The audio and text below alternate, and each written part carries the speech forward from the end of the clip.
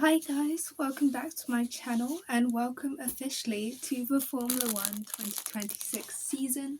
We have finally had the first race of the season, the Australian Grand Prix, and we're here to talk about it, review it, and also review my predictions. If you haven't seen my prediction video, it's the last video I posted on my page. Please go check it out because today I will be seeing how wrong or how right I was overall. But overall thoughts on the race. Firstly, Oscar Piastri is insanely sad, especially since he had his own grandstand there. Grandstand, I don't know why I said it like that. Grandstand there this year. Crashing even before the formation lap is such bad luck. The Australian curse is going strong. I hope that he can, obviously he's not going to feel great for the next couple of days, but I hope he can pick himself up ready to go for China and that this won't start a bad streak for him, because obviously it's very unfortunate, but we are still at the start of the season and he still has a chance to start the season off strong like he did last year. Obviously he had a bit of a slip in Australia last year. He still finished, I'm actually not sure where he finished, P4 I want to say, but that could be wrong. But he still finished pretty high up there. So obviously this is a lot worse, but I still think he can come back fighting. Ferrari were a lot better than I expected. I expected them to kind of be aura farming during testing. I know they were good during testing. I was expecting it to go down a bit more. Obviously Mercedes didn't show their true pace during testing, and Mercedes are definitely the fastest car out there, but Ferrari are super good on the starts, and these cars do actually allow them to fight each other, which is really nice to see. Like the lead swapping was really fun to see the first couple of laps, and I do believe if Ferrari didn't mess up the strategy, they would have been able to do something like at least like a double podium, like a 2-3. Maybe I don't think they both would have been able to beat George Russell, but maybe Charles would have been able to, or maybe it would have just been Charles P2, Lewis P3 kind of thing. But they still did a really good job, P3, P4. It definitely shows that they're second strongest team. I would say, obviously, you can't tell everything from one race, one circuit, but from this circuit and this race, what we've kind of figured out is Mercedes is the strongest team, and then I would say it goes Ferrari, and then McLaren, and then Red Bull. And then it's going to take a couple more races to just see like who's consistently best of the rest, or if those top four change in order at all. Obviously the teams are very much still learning these regulations, the drivers are still very much learning these regulations. There's still like a lot of upgrades to come throughout the season. People will definitely improve. So it's just who improves the most, but obviously Mercedes definitely look the strongest right now with a 1-2 in qualifying and a 1-2 in the race. So well done them, especially Kimi, who had obviously nearly didn't get out for Q1 in qualifying and managed to qualify P2 in the end, and also had a really bad start in the race and managed to get back up to P2. So that was very impressive for him. And I would also like to shout out Arvid Lindblad, points on debut, amazing race, amazing start, and he held his nerve against so many like fantastic drivers. Like he had Max behind him at one point, he was fighting against Isaac Hadjar at one point, like amazing start. Oh, and on the Isaac Hadjar, no, the DNF, super sad. He was doing very well. I hope it doesn't shake his confidence. I don't think it will, because it was a mechanical DNF and it wasn't anything to do with him. Like it wasn't his fault at all, so it shouldn't shake his confidence. I'm sure he'll come back very strong in China and get points. He was very much on for a points position. He was driving very well. He obviously qualified very well. So I think we have a good teammate in Isaac Hadjar so far. But obviously you can't tell too much about the first race, which is why I don't want to like make overarching predictions for the rest of the season based off one race. You need to get a bit further into the season. But overall, the regulations aren't as bad as I thought they would be, but they're also not great. And I think Mercedes will run away with the championship this year, but I'm just hoping if Ferrari get their strategy fixed, we might be able to get some wins and maybe a championship fight between Ferrari and Mercedes. And even if we don't get a championship fight between Ferrari and Mercedes, I do think Kimi will be able to challenge George. Maybe not as much as we want to make it really exciting, but I do think there will be a bit of a challenger to make it at least like a little bit exciting. But let's go through my predictions, see how right or how wrong I was. So I said pole would be Max Verstappen. Obviously that was really wrong. He crashed out in Q1. Not his fault, not driver error at all. It was really surprising to see. You know, always when you see like a Red Bull spinning out and into the gravel, you always think it's the second seat. So that being Max was obviously really surprising to everyone. But again, he managed to make up for it in the race. He managed to climb back up like he always does. And P20, I think he started, to P6 is very impressive. P2, I said George. Obviously, he qualified on pole, so close enough.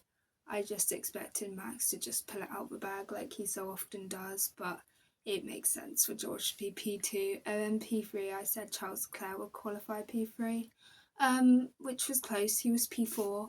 I didn't expect Isaac to be that high, especially now that I'm thinking Red Bull isn't the second or even the third fastest car.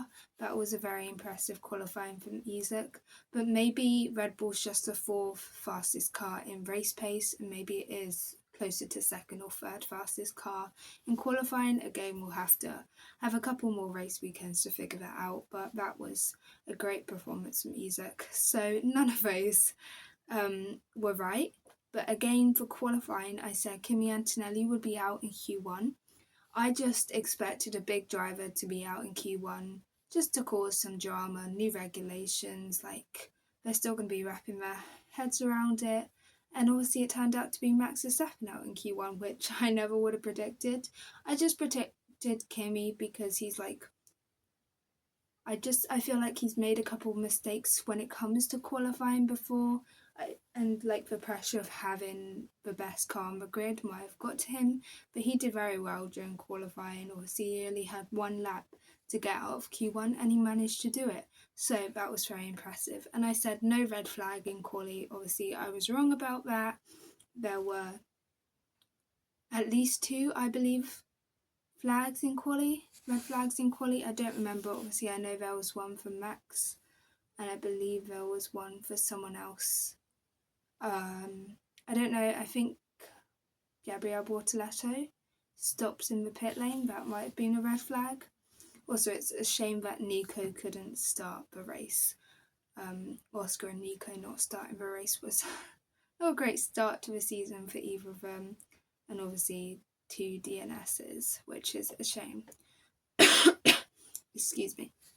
Okay, for the actual race, I put P1 would be George, which is correct. I backed him, I backed Mercedes, and I was correct. And I'd said P2 was Max. Obviously, I'd expected him to qualify in pole, so I thought they would drop down, but not by a lot.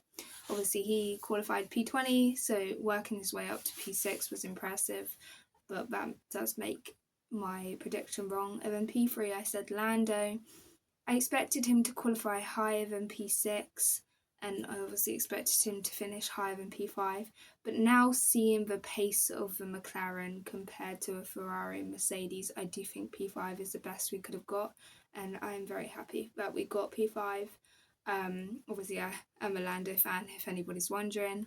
I do think it was a great drive from Lando. Okay, then for other random predictions, I said both Astons will retire. See, I'm not sure whether to give myself this because they technically did both retire and then they both came back out on track. I do believe Lance isn't classified for this race because he didn't do the right amount of laps. I'm not actually sure how that works. I'm pretty sure Fernando isn't either. I'm not sure if either of them are actually classified as finishers for the race, but they both they didn't technically DNF because they came back out of the garages, if that makes sense. I think they both took the flag, even though they didn't really because they were so many laps behind. But it was definitely an interesting one. I did expect them to just retire and stay in their garages, but I would still say that prediction's correct because they didn't do the full race length. Last of finishers, I said Sergio Perez. I'm actually not sure if that is correct. I did not look it up before this video. But let me talk about another prediction whilst I try to find out.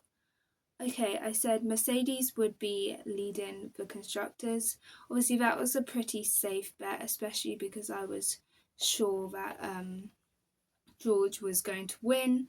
I didn't predict Kimi on the podium, but I did predict him to be close by. Obviously, he got P2, so they are leading the constructors and by quite a healthy amount, I would imagine. I haven't looked. I don't know what the point gap is, but also Ferrari got a P3, P4, which is also very good. They're making the maximum they can with the second fastest car, except I feel like they could have gotten a bit more out if they'd done the right strategy, but I've obviously already touched on that. Okay, so I'm not sure if this is reliable, but the website I'm on is saying that Lance was 15 laps down, but it's still saying that he finished P17 and that he's classified. I heard from P1 with Matt and Tommy, which is a great channel. Guys, I'm sure you guys already watch it if you're somehow stumbled upon this channel, that he wasn't classified. If that's true, then Sergio was the last of the finishers, but if Lance was classified, then technically Lance was the last of the finishers. But I would say for those who did the full race length, Sergio was last of the finishers, so I would call that prediction correct.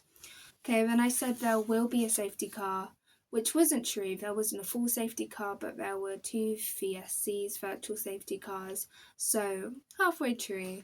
Obviously, those virtual safety cars kind of ruined the race a little bit just because they didn't ruin the race, but I think Ferrari's strategy responding to them ruined the race because it took away the fight between George and Charles and Lewis.